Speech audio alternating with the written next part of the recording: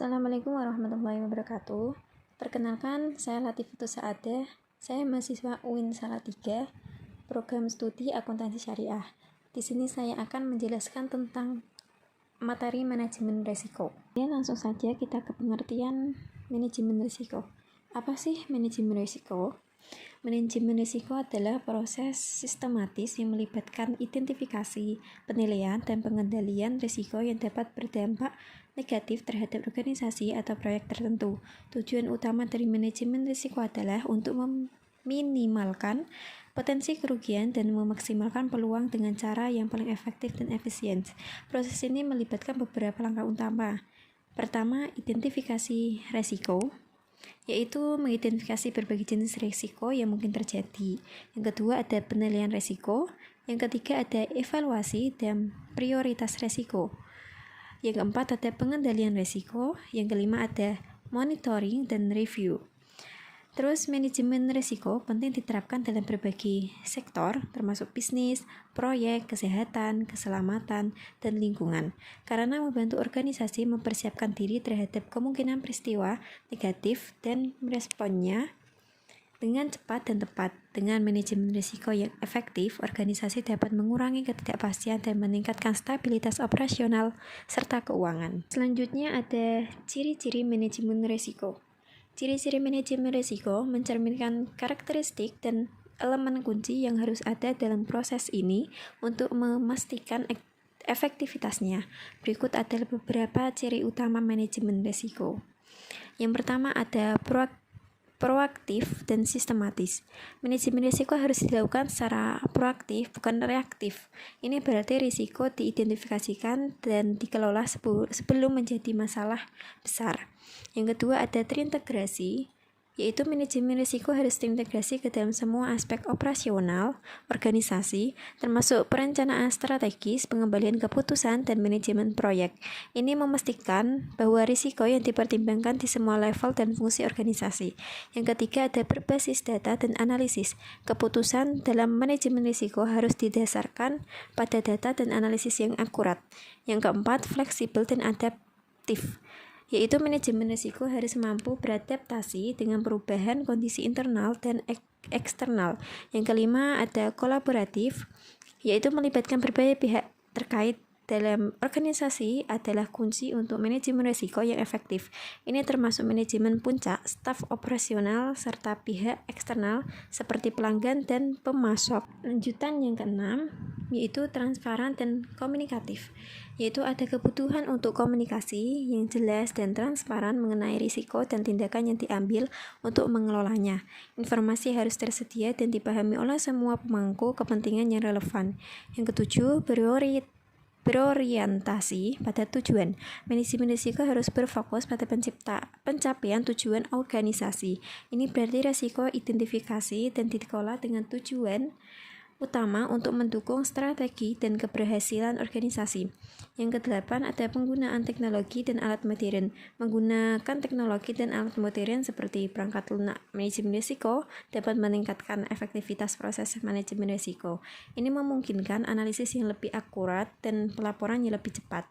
Pembelajaran dan perbaikan berkelanjutan, yaitu manajemen risiko harus mencakup mekanisme untuk pembelajaran dari pengalaman sebelumnya dan perbaikan berkelanjutan. Ini berarti terus-menerus mengevaluasi dan meningkatkan proses berdasarkan umpan balik dan hasil aktual.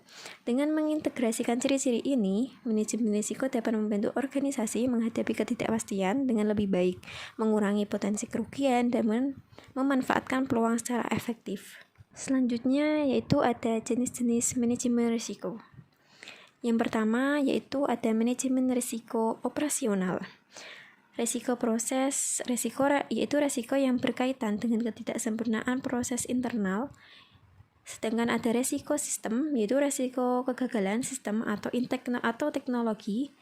Dan ada risiko manusia, yaitu risiko yang terkait dengan kesalahan manusia atau kegagalan karyawan. Yang kedua ada manajemen risiko keuangan. Di antaranya yaitu ada risiko pasar, yaitu risiko yang disebabkan oleh fluktuasi pasar seperti perubahan harga saham, nilai tukar mata uang, dan suku bunga. Terus ada resiko kredit, yaitu resiko kegagalan pihak ketiga untuk memenuhi kewajiban keuangan.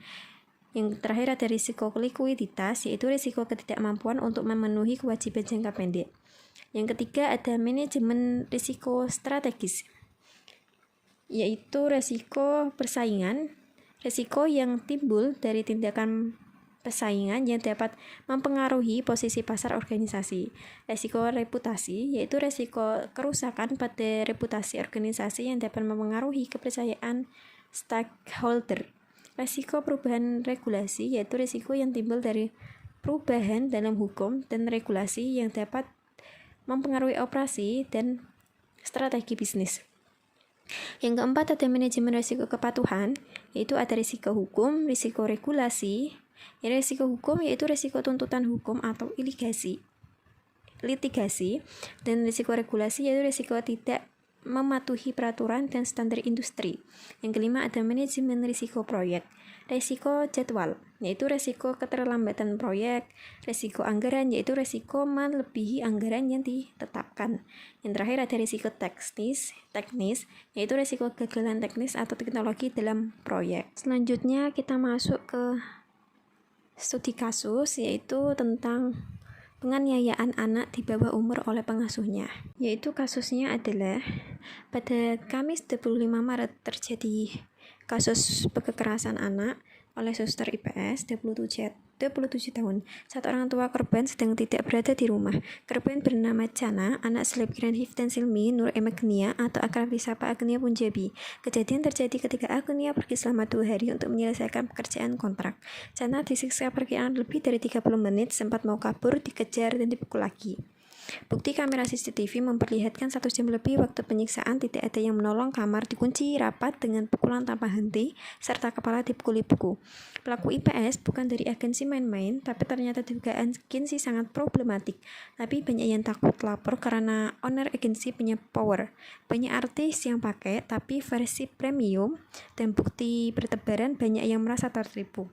Pelaku IPS jengkel gaji selalu telat dibayar.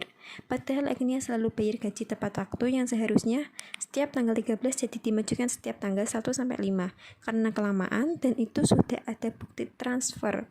Bahkan bulan April Agnia kasih gaji pelaku ke penjara diterima langsung sama ibunya. Selanjutnya, solusi dari kasus di atas yaitu 1. Pemeriksaan dan peninjauan. Pemeriksaan dan peninjauan dilakukan terhadap pengasuh yang ditangkap serta rumah sakit dan kondisi anak. Yang kedua ada perlindungan korban. Korban dan keluarga korban harus diberikan perlindungan termasuk pembiayaan pendukungan psikologis dan konseling. Yang ketiga ada pemeriksaan kejiwaan. Pemeriksaan kejiwaan dilakukan terhadap pengasuh untuk mengetahui motif dan faktor-faktor yang mendorong penganiayaan. Yang keempat, ada penanganan hukum. Pelaku penganiayaan harus dihukum sesuai dengan undang-undang. Yang kelima, peningkatan pelatihan dan pendidikan. Pelatihan dan pendidikan dilakukan terhadap pengasuh dan keluarga, serta pengelola instansi pengasuhan untuk meningkatkan kemahiran dan ketahuan dalam pengelolaan anak. Yang keenam, ada peningkatan pengawasan dan pemantauan. Peningkatan pengawasan dan pemantauan dilakukan terhadap instansi pengasuhan untuk memastikan keamanan dan kesehatan anak. Yang ketujuh, ada peningkatan pemberi informasi. Pemberi informasi dilakukan terhadap keluarga korban dan masyarakat untuk meningkatkan pengetahuan tentang kasus penganiayaan dan cara mengelola masalah ini. Yang kedelapan, ada peningkatan ketertiban. Peningkatan ketertiban dilakukan terhadap pelaku penganiayaan dan instansi pengasuhan yang tidak mengelola anak dengan baik. Yang kesembilan, peningkatan pengawasan dan pemantauan. Peningkatan pengawasan dan pemantauan dilakukan terhadap sistem pengasuhan untuk memastikan keamanan dan kesehatan anak. Yang ke-10 ada peningkatan pemberi informasi. Pemberi informasi dilakukan terhadap masyarakat untuk meningkatkan pengetahuan tentang kasus penganiayaan dan cara mengelola masalah ini. Terima kasih materi yang dapat saya sampaikan. Semoga dapat dicerna dengan baik, dan kurang lebihnya mohon maaf apabila ada kata yang sulit dipahami dan kurang jelas. Sekian. Terima kasih. Wassalamualaikum warahmatullahi wabarakatuh.